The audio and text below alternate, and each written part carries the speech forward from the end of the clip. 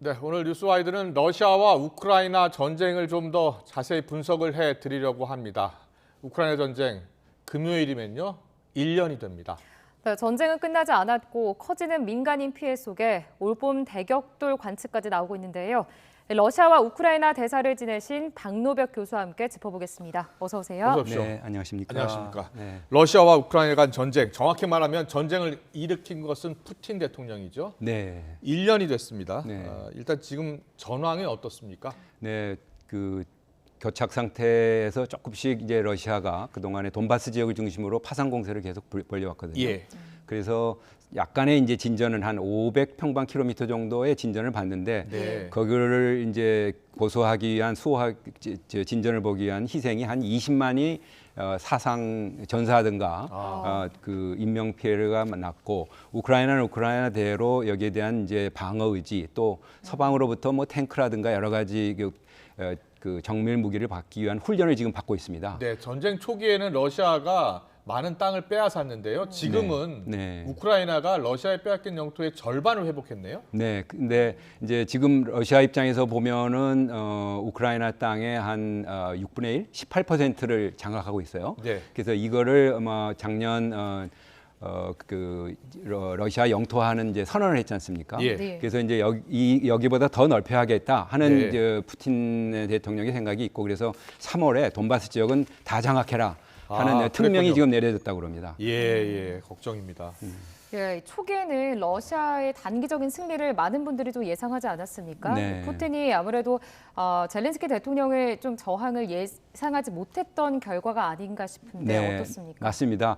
우선 한 서너 가지 전제 조건이 잘못된 과정에서 푸틴 쪽에 이제 전쟁을 개시했는데요. 네. 지금 말씀대로 젤렌스키나 우크라이나 국민에 대한 그 저항 플러스 이제 서방이 특히 미국을 중심으로 나토가 이렇게 신속하게 단합된 그 지원과 지지를 보내지를 못했다는 거죠. 그랬군요. 예. 네.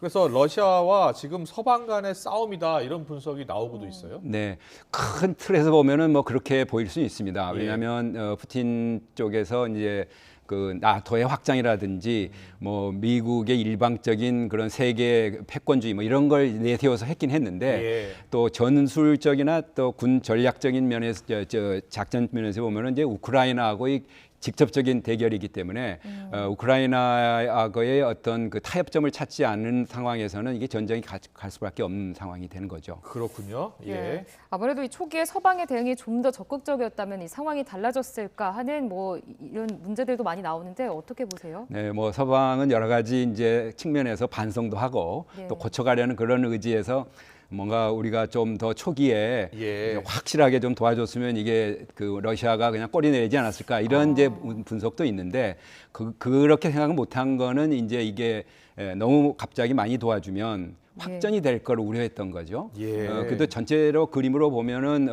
러시아도 지금 인정하고 있듯이 자기들은 국방비를 한 500에서 700억 불을 쓰는데 서방이 지원해 준 게 거의 한 480억 불. 군사 부분만. 그렇군요. 네, 예. 그렇게 해서 지금 대등한 싸움이 돼버렸다 이렇게 지금 얘기를 하고 있습니다. 네. 러시아 그 푸틴 대통령의 명분으로 삼았던 것은 우크라이나가 나토에 가입하려고 한다. 네. 이것이 러시아에 직접적 위협이 된다라는 게 명분 아니었습니까? 네, 그 중에 명분이었죠. 예. 그 명분 때문에 이 전쟁을 일으켰다 이렇게 보고 계십니까? 그게 이제 하나의 좀 구실이라고 이제 나중에 구실로 판단된 보시는군요. 거니까 왜냐하면은 그 당시 그 숄츠 독일 총리나 프랑스 마크론 대통령이 전화도 하고 회담하면서 그렇게 얘기를 했대요. 나토 가입이 안 될 거다. 왜냐하면 나토 가입하려면 전원이 해야 하는데 전원이 동의를 해야 하는데 지금 터키가 반대하니까 핀란드도 못 들어가지 않습니까? 예. 그렇군요. 그런데 이제 그걸 다 그건 이제 하나의 구실이고 구실로 봐야 되겠네요. 예, 한 두 가지가 이유가 있죠. 예. 우크라이나를 이제 러시아의 그런 종속된 나라로 해야겠다는 것 첫째 하나. 그다음에 밝혀지지는 않았습니다만은 아무래도 이제 국내적인 이제 그 지지도를 좀 염두에 두지 않았을까 하는 또 추정이 또 되긴 합니다. 푸틴 대통령의 국내 지지도 네. 입지 강화를 위해서 네. 우크라이나를 공격했다 이런 점도 있을 것이다. 네. 예. 아무래도 이제 1년 동안 이 전쟁이 지속되다 보니 도대체 이 전쟁이 언제 끝나나 이 부분이 좀 가장 궁금한 부분인 것 같습니다. 네. 올 봄에 이 전쟁이 중대 분기점을 맞을 거다 이런 관측도 나오고 있는데 이 네. 부분에 대해서는 어떻게 예상을 하시나요? 네, 많은 이제 군 전문가들이 그렇게 이제 말씀을 드리는데 예. 그게 이제 서방의 무기가 오기 전에 러시아가 지금 한 30만 플러스 알파를 지금 동원해 놨거든요. 그래서 이제 거기에 따르는 우크라이나도 만만치 않게 한두 달 사이에 이제 받아서 돌파구를 마련할 수밖에 없는 그런 상황이다. 왜냐하면 서방도 지원해 주는데 한계가 있기 때문에 여기에 대해 집중해라 하기 때문에 이제 그런 얘기가 나오는데요. 또 이것이 이제 협상으로 들어가면은 또 다른 차원의 문제가 되죠. 특히 이제 러시아는 지금 병합한 4개 지역에 대한 그 영토화는 협상의 대상이 아니다 이렇게 얘기를 하고 있기 때문에 과연 그 외교 협상에서 그게 어떻게 타협이 될지는 또 하나의 장애물이 될 겁니다. 네, 대사님은 이제 러시아 대사, 우크라이나 대사를 지내셨기 때문에 양국 상황을 좀 더 자세히 알고 계실 것 같아요. 그리고 특히 유럽 상황도요. 예. 그런데 지금 우크라이나가 서방 이 유럽에 탱크도 지원해달라고 하고 있고 특히 전투기도 지원해달라고 하고 있는데 전투기 지원은 쉽지 않을 것 같아요.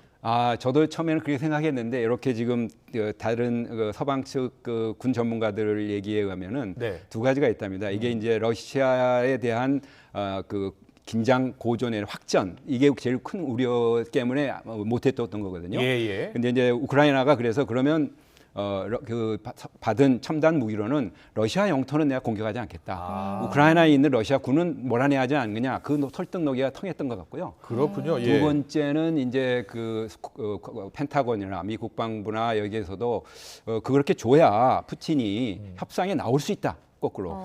이제 그런 또 논리가 지금 작동하고 있어서 또 그렇지만 또 약간의 그 위험 수위는 좀 있는 거죠, 리스크는. 그러면 조만간 전투기도 지원받을 것으로 보시는군요. 뭐 프랑스나 네덜란드는 뭐 자기들 비행기가 또 있거든요. 줄 수 있다. 뭐 근데 여기는 좀 잘 봐야겠습니다. 자기들 이제 군수 산업하고도 연결돼 있기 때문에 봐야 하는데 이게 어떤 이제 컨센서스가 좀 있어야겠죠. 그 긴장 고조는 확전이 되지 않아야 한다는 전체의 컨센서스, 그렇죠. 합의가 있어야 한다. 아무래도 이제 전쟁 초기에는 러시아가 이제 하루에 전쟁 수행에 쓰는 돈이 우리 돈으로 25조 원 가량이다 이런 말들이 있었습니다. 지금 이 돈을 1년 동안 쓰고 있는 건데 국제사회도 지금 신용 등급을 격하시키고 있고 이렇게 계속 공격을 하고 있는데 아직도 러시아는 좀 건재한 것 같습니다. 어떻게 보세요? 그 아무래도 이제 나라가 크고 자원이 많다 보니까 특히 석유 가스를 뭐 세계 2위, 3위 수출하는 나라 아니겠어요?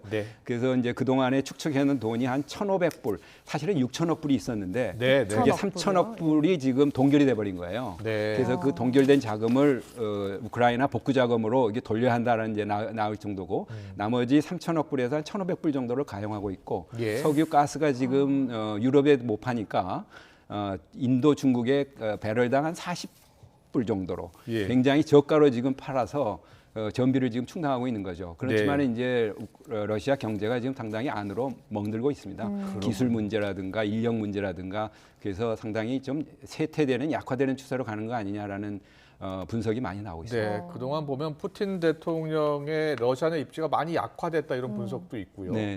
여러분 쿠데타설도 있고 뭐 쿠데타까지는 좀 희박한 것 같고요. 결국 이제 내년에 이제 대선을 앞두고서 굉장히 이제 국내 그 단속을 할 겁니다. 그래서 그걸 지나면서 어떤 정리가 되지 않을까 러시아 입장은 그런 생각을 좀 해봅니다. 어떻게 하든지 평화적으로 협상해서 전쟁이 끝났으면 좋겠는데 바이든 대통령이 폴란드를 비롯해서 동유럽 국가 정상들 만나잖아요. 그런데 젤렌스키 대통령과 회담은 아직 예정돼 있지 않나 봐요. 왜냐하면 이게 이제 우크라이나가 지금 전쟁 중인데 그 동안에 영국, 뭐 프랑스, 독일, 뭐 이런 캐나다 수상 정상급이 갔지 않습니까? 대개 이제 보안을 이유로 해서 이제 그 막판에 알려지고 그랬고 또 바이든 대통령은 또 그날이 푸틴 대통령이 또 상원에서 또 자기 연설을 하는 날이에요, 국정 연설을. 그래서 지금 메시지를 보내는데 우선 중점을 두는 것 같고요. 좀 막판까지 지켜봐야 할 것 같습니다. 1년 동안 정말 푸틴 러시아 대통령 자주 거론됐던 문제가 또 핵 이슈였습니다. 바로 이 핵 카드인데 저희가 준비한 녹취 내용이 있습니다. 먼저 들어보고 오겠습니다. Поддерживать боеготовность и совершенствовать боеготовность ядерной триады. Это главная гарантия сохранения нашего суверенитета и территориальной целостности, стратегического паритета, в целом баланса сил в мире. У нас нет никаких ограничений по... 네, 지금 들으신 것처럼 푸틴 대통령이 이렇게 전황이 불리해질 때마다 자꾸 핵을 언급해요. 네. 그리고 이제 서방에 적극적으로 도와주지 말라는 신호를 보낸 것 같기도 하고요. 맞습니다. 네, 이핵 위협 카드를 계속 이야기하는 배경은 어디에 있을까요? 그 지금 말씀하신 대로 이게 두 가지 핵무기라는 게 우리도 지금 뭐 최근에 이제 북한에도 자꾸 그런 위협적인 발언이 나오는데 네. 이게 이제 정치적인 위협용이라는 게 하나가 있고요. 예. 군사용이라는 건 최후의 수단입니다. 그래서 이렇게 이제 위협용으로 지금 얘기를 해서 그것도 자꾸 쓰면은 약효가 떨어지죠. 그리고 또 그 과정에서 그 이게 썼을 때 한번 평가를 해봤을 겁니다. 과연 네. 전술 핵무기를 어디 자포로지아나 어디 지역에 우크라이나에 떨어뜨렸을 때 그게 네. 과연 군사적으로 효과가 있겠느냐? 왜냐하면 우크라이나 정부나 국민들이 거기에 대해서 이제 아이고 더 전쟁 안 하면 안 되겠다라고 하는데 그렇지 않을 것 같거든요.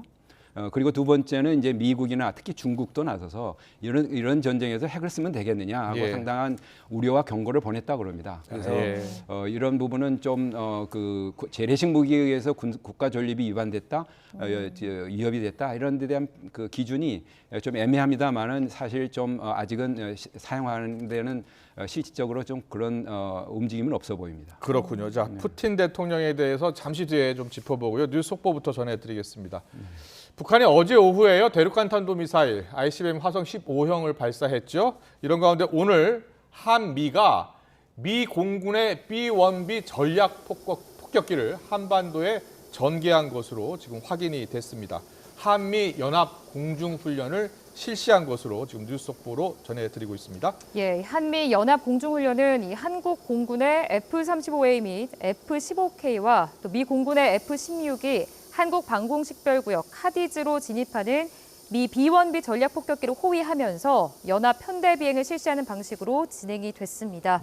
네, 이번 훈련으로 미 확장 억제 전력의 적시적이고 즉각적인 한반도 전개를 통해서 동맹의 압도적인 전력에 의한 한미 연합 방위 능력 태세를 보여주었다. 또 연합 작전 수행 능력을 향상시켰다는 평가인데요. 이와 관련해서 국방부는 미국의 철동 같은 한반도 방위와 확장 억제 공약 이행 의지를 확인하였다고 발표했습니다. 예, 한미 공군은 앞서 지난 1일과 3일엔 현존 최강 5세대 스텔스 전투기 F-22를 출격시키면서 연합 공중훈련에 나서기도 했습니다. 자, 다시 한번 전해드리겠습니다. 한미 연합 공중훈련이 실시했다는 소식이 전해졌고요. 잠시 뒤에 자세한 내용 들어오는 대로 이어지는 뉴스에서 전해드리겠습니다. 네. 북한이 어제 오후에 네. 화성 15형 대륙간 탄도미사일을 네. 발사했거든요. 네. 오늘 아침에 김여정 부부장의 그렇죠. 담화문 발표도 있었고 네. 또 한미가 연합 공중훈련을 실시했다는 뉴스 속보 전해드렸습니다. 네, 네. 한미 간 한반도의 이 긴장이 고조되는 모습인데요. 네. 관련 소식은 이어지는 뉴스 시간 전해드리고요. 계속해서 러시아 우크라이나 전쟁 1년 짚어보겠습니다. 푸틴 대통령이요. 네. 직접 만나보신 적 있죠? 네, 뭐 신임장 제정이라든가 여러 가지 이제 회담, 대사 정상회담. 지내셨을 네, 때 네, 예. 네. 어떤 사람입니까? 직접 만나보면. 제가 근무했을 때가 2015년, 17년이고요. 그 전에도 이제 러시아 대사관에 근무를 했었는데, 되게 이제 푸틴 대통령은 초반부터 이게 서구하고 편협을 서구에 이제 러시아를 좀 편입시키겠다라는 생각을 가지고 집권은 이제 한 것만은 틀림없는 것 같습니다. 예, 예. 나토라든가 EU 회담에 가서도 여러 가지 그런 자유 그다음에 시장 경제 이런 원칙을 했는데 네. 이게 점점 이제 그 서방하고의 그런 편입이 어렵겠다. 러시아적인 그런 방향으로 나가야 러시아가 탈 길이 있다. 이렇게 판단한 것 같아요. 지금 장기 집권 몇 년째죠? 지금 뭐 총리 한 것까지 포함하면은 2000년부터 했으니까 23년. 23년째. 네, 앞으로 뭐 더 한 10몇 년 더 할 수 있으니까 그 이제 지금 말씀하신 장기 집권에서 오는 여러 가지 폐인 것 같습니다. 그러니까 본인이 보는 역사관, 본인이 보는 러시아의 발전상을 또 그런 주변의 그 실로비키라고 이제 보안 전문으로 하는 그런 보좌관들하고 둘러싸여 있다 보니까 예. 특히 이제 코로나 이후에 그 적전에는 트럼프 대통령과 같은 또 이런 포퓰리스트라고의 그런 교감 뭐 이런 것들이 합쳐져 가지고 네. 상당히 팽창적 그런 그 러시아의 과거의 영광을 살리겠다는 생각이 강했던 거 아닌가. 그래서 전략적인 이런 판단이 잘 못된 걸로 지금 판단은 됩니다. 예, 이 그렇군요. 푸틴과 달리 좀 우크라이나 젤렌스키 대통령에 대한 여론은 꽤 우호적입니다. 네. 이 다윗에 빗댄 젤렌스키 대통령의 발언을 저희가 준비했는데요. 직접 네. 들어보고 오겠습니다. 네. He will definitely fall already this year. We can make it, all of us together, just as David did.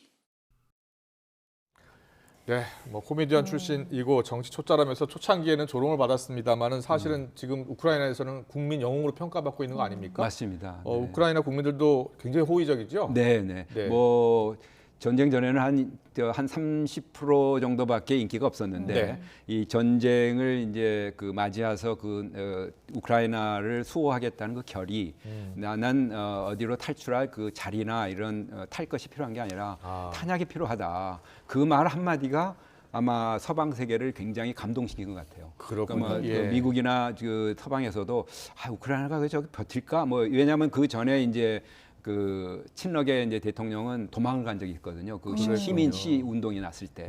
예. 근데 이 역시 그 시민들의 이런 여러 가지 지지를 받아서 나온 대통령이라서 그런 이제 높은 평가를 받는데 문제는 결국은 이 전쟁에서 어떤 결과를 내느냐가 또 이제 평가의 기준이 될 겁니다. 지금처럼 계속 그 강수를 두어서 이걸 이제 확보를 할 건지 어느 정도 타협할 건지가 정치적인 또 이런 타협점이 필요하니까요. 예. 예, 알겠습니다. 자, 벌써 이제 전쟁이 1년이 지속이 되고 있습니다. 네. 무엇보다 전쟁이 언제 끝날지가 가장 이슈일 것 같습니다. 네. 자, 앞으로 2, 3년 동안 장기전으로 갈 것이다라는 전망도 나오고 있는데 네. 대사님 보시기에 어떻습니까? 네, 안타깝게도 이 지금 양측의 그런 정치적인 타결 목표가 서로 이제 봉합될 수 있는 여지가 지금 현재는 없습니다. 네. 예. 그러려면 결국은 전장에서 어떤 승패가 먼저 결정나야겠죠. 예. 전장에서 승패가 나려면 누가 더 우위냐를 좀 따져봐야 할 텐데 네. 아마 이제 서방의 그런 그 지원력 이런 것들에 비해서 러시아가 좀 밀릴 수가 있을 것 같고요. 그런 거가 판명이 됐을 때 푸틴 대통령이나 그 주변에서 옛날에 아프간에서 이렇게 철수한 대로 어떤 명분을 갖고 나올 수 있을지 네. 등등이 이제 이루어져야 하는데 그런 상황이 오더라도 또 이제 우크라이나에 대한 안전 보장 문제가 어떻게 될 거냐 하는 거가 다 연결이 돼 있어서 예. 상당히 장기화라는 의미는 전쟁이 끝나고 또 그 적대 행위가 어느 정도로 완화될 거냐까지 봐야 할 것 같습니다. 네. 벌써 1년이 지났습니다. 우크라이나 시민들의 어려운 네. 그 목소리가 아직도 들리는 것 같은데요. 네. 올 봄에는 반드시 평화가 찾아왔으면 좋겠습니다. 러시아와 우크라이나 대사를 지내셨죠? 박노백 전 대사와 함께 우크라이나 전쟁 전망을 짚어봤습니다. 잘 들었습니다. 네, 감사합니다.